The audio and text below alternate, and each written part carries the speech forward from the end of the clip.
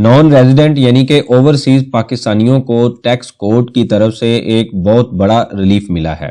एक ओवरसीज पाकिस्तानी जो पाकिस्तान में नहीं है, उनके पाकिस्तान के एड्रेस पे टैक्स की तरफ से, टैक्स डिपार्टमेंट की तरफ से नोटिस भेजा जाता है कि आपको ये नोटिस दिया गया है, आप यहाँ पे आके उसको एक्सप्लेन करें। और बाद में किसी भी वजह से वो नोटिस टैक्स पेयर को नहीं मिलता या टैक्स पेयर जाके अपने प्रॉपर हेयरिंग नहीं करता, बताता नहीं है, और एफबीआर अज्यूम करता है कि हमारे पास जो इंफॉर्मेशन अवेलेबल है उसकी बेस पे ये इतना टैक्स बनता है, आप इसको पे कर दें।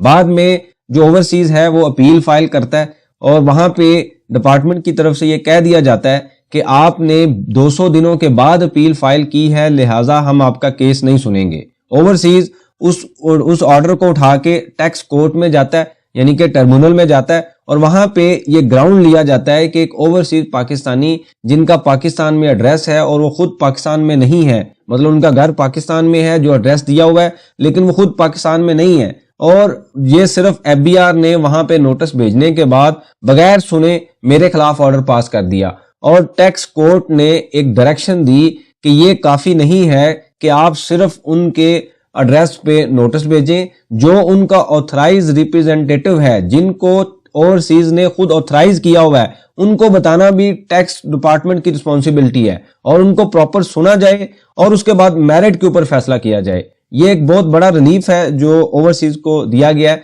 अक्सर इस तरह के केसेस आते हैं कि उनको नोटिस रिसीव नहीं होता, खुद पाकिस्तान में वो नहीं होते, घर या तो वो बंद पड़ा होता है या वहां पे कोई मुलाजिम रह रहे होते हैं या उन्होंने रेंट पे दिया होता है, तो पाकिस्तान पोस्ट ऑफिस के थ्रू वो नोटिस आता है, और वहां पे अगर कोई अवेलेबल नहीं होगा तो आपको पता है सरकारी लोग किस तरीके से काम करते हैं, वहां पे कोई अवेलेबल नहीं होगा तो वो नोटिस वापस चला जाएगा या वो वहां पे फेंक दिया जाएगा, किसी को बताया ही नहीं जाएगा। दूसरी ऑप्शन यूज ही नहीं की जाती कि ईमेल पे भेज दें या जो सेल नंबर अवेलेबल है वहां पे कांटेक्ट कर लिया जाए, कोई भी इस तरह का काम कर लिया जाए। इसी वजह से ओवरसीज को नोटिस रिसीव नहीं होते और बाद में उनके खिलाफ जो ऑर्डर है वो पास कर दिया जाता है। ये कहाँ का केस था, इसमें क्या क्या चीजें डिस्कस की गई हैं और इसके क्या फैक्ट थे और कोर्ट की क्या डायरेक्शन आई है, आज के इस लेक्चर में सारे कॉन्सेप्ट को स्टडी करते हैं। आप देखें प्रैक्टिकल लर्निंग हाउस, मैं हूं फहीम महबूब। वापस आते हैं टॉपिक के ऊपर। तो ये आपके सामने ऑर्डर जो है वो अवेलेबल है, यहाँ पे आप देखें तो एपलेट ट्रिब्यूनल जो एक टैक्स की कोर्ट है उनका ऑर्डर है, इस्लामाबाद से बेंच से दिया गया है और 4/8/2025 को ये ऑर्डर पास किया गया है। ये अगर आपको कॉपी चाहिए होगी तो आपको मिल भी सकती है, काफी डिटेल में ये चीजें अवेलेबल हैं। अब इसकी समरी क्या है, बड़ी सिंपल लैंग्वेज में अगर हम स्टडी करें तो ये एक लियाकत साहब थे जो कि नॉन रेजिडेंट थे, ओवरसीज थे, कमिश्नर इनलैंड रेवेन्यू के खिलाफ उन्होंने ATAR में अपील फाइल की, ये उसका नंबर था। अब इसके फैक्ट क्या थे, जो लियाकत है वो नॉन रेजिडेंट है और उन्होंने अपनी रिटर्न फाइल की थी जिसमें प्रॉपर्टी इनकम डिक्लेयर की हुई थी। बाद में इनिशियल जो असेसमेंट की जाती है 2022 में, टैक्स ईयर होता है 2016 का, और 2022 में आके रिटर्न का जो उनका केस है वो ऑडिट में सिलेक्ट होता है, उसकी असेसमेंट की जाती है और एक कंसील्ड इनकम कह के एडिशनल टैक्स डिमांड कर लिया जाता है कि आपने जो टैक्स पे किया उतना नहीं बनता, हमारे मुताबिक ये बनता है, आप जमा कराएं। जो कमिश्नर अपील के पास जो केस दिया जाता है और वेरिफिकेशन के लिए जाता है, यहाँ पे आप देखें तो फर्स्ट अपील 2023 में फाइल की गई।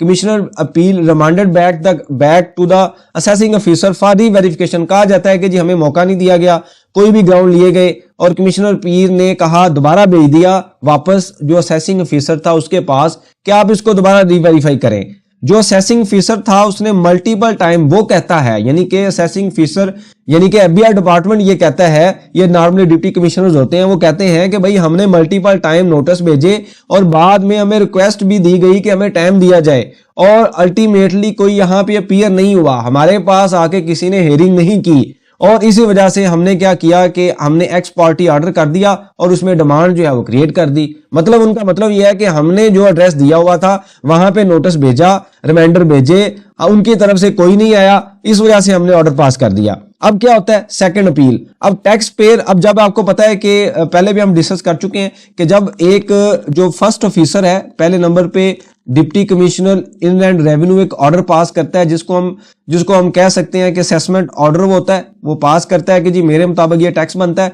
अब दूसरे नंबर पे हमारा जो टैक्स पेयर है उसके पास फॉर्म होता है कमिश्नर अपील का, इनलैंड रेवेन्यू अपील का, कि वो 30 दिन के अंदर अंदर यहाँ पे अपील फाइल करे। अब जब उनको एक नोटिस ही पहले रिसीव नहीं हुआ तो जाहिर बात है बाद में ऑर्डर भी रिसीव नहीं हुआ होगा। जब तक उनको पता चला तो तब तक 200 दिन गुजर चुके थे।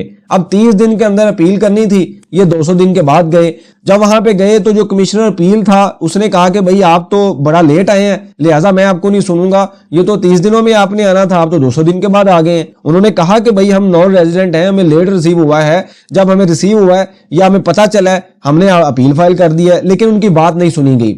यही चीज उठा के वो आगे ले गए अगली कोर्ट में, यानी कि ATAR में, यानी कि तीसरे नंबर पे कमिश्नर अपील के बाद जो तीसरा फॉर्म होता है अपील का, उसको हम बोलते हैं ATIR। ये टैक्स की कोर्ट होती है, एपलेट ट्रिब्यूनल। वहां पे वो उन्होंने अपनी अपील फाइल की और वहां पे क्या इशू डिस्कस किया गया कि इशू क्या था कि whether was the dismissal of appeal as time barred legally correct है कि नहीं है। अब एक बंदा है, उसको 200 दिन के बाद ऑर्डर मिलता है, उसको पता ही नहीं चलता, वो है ही नॉन रेजिडेंट है। जब उसको पता ही लेट चलता है तो क्या लीगली ये करेक्ट है, उसका जो चांस ऑफ अपील है क्या उसको खत्म कर दिया जाए। अब ये जो ग्राउंड लेके अपील फाइल की गई। अब यहाँ पे ATAR का बड़ा अच्छा फैसला आया जिसमें उन्होंने जो सेक्शन थे उनके रेफरेंस भी दिए कि 218 सेक्शन है उसको पढ़ लें, उसके बाद जो है 172 सेक्शन है वो पढ़ लें। उसमें क्या लिखा हुआ है कि not simply send to the Pakistan, यहाँ पे लिखा हुआ है कि ओवरसीज का जो पाकिस्तान में एड्रेस है वहां पे नोटिस भेजना काफी नहीं है।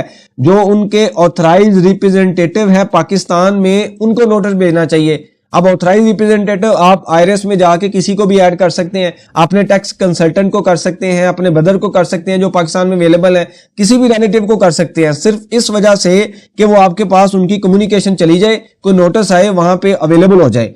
तो यहाँ पे ये टैक्स कोड ने ये कहा है कि भाई सिंपल जो उनका एड्रेस अवेलेबल है और हैं भी वो नॉन रेजिडेंट है, आपको पता भी है, और आप ये कहें कि जी वो वहां पे हमने भेज दिया, कोई आया नहीं है, ये काफी नहीं है। ऑथराइज रिप्रेजेंटेटिव को भी इन्फॉर्म किया जाए। और साथ उन्होंने कहा कि जी हमें कोई एविडेंस नहीं मिला कि जो नोटिस है प्रॉपरली सर्व किया गया है to non resident as required by the law.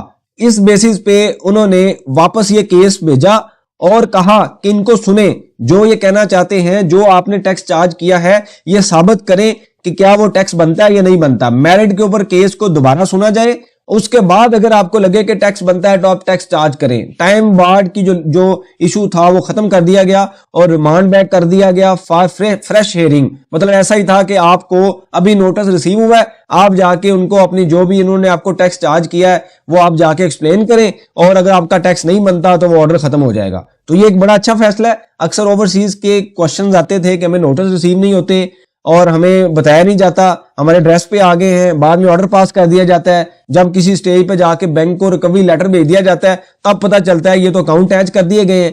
तो ये एक बड़ा अच्छा फैसला है अदालत का जिसमें बड़ा क्लियरली मेंशन कर दिया गया है कि अगर आपने उनके एड्रेस पे, जो कि नॉन रेजिडेंट है, ये रेजिडेंट की बात नहीं हो रही है, नॉन रेजिडेंट यानी कि ओवरसीज जिन्होंने अपना एड्रेस दिया हुआ है IRS के ऊपर, क्योंकि जब आप NTN बनाते हैं तो आपका वहां पे एड्रेस आता है जो कि नॉर्मली वही होता है जो कि आपके ID कार्ड वाला एड्रेस होता है। वहां पे आप भेजेंगे और आप एज्यूम कर लेंगे कि वहां से कोई नहीं आया तो ये काफी नहीं है। आपको सर्च करना है, देखना है IRS में कि उन्होंने किसको ऑथराइज किया हुआ है, आप उनको भी भेजें। उसके बाद अगर कोई नहीं आता तो फिर आप ऑर्डर पास कर सकते हैं। तो ये फैसले की अगर आपको कॉपी चाहिए होगी तो आप उसको पढ़ भी सकते हैं। किसी ऐसी स्टेज पे, किसी ऐसी जगह पे आप फंसे हुए हैं जहां पे आपके लिए सेम इशू है तो आप इसको यूज भी कर सकते हैं, स्टडी भी कर सकते हैं, इसके ग्राउंड भी ले सकते हैं। इससे रेलिवेंट कोई भी आपके पास सजेशन हो, क्वेश्चन हो, आप मेंशन कीजिए, इसके ऊपर हम डिस्कशन करेंगे ताकि जो लर्निंग का प्रोसेस है कंटिन्यू रहे। बहुत शुक्रिया, जज़ाकल्लाह।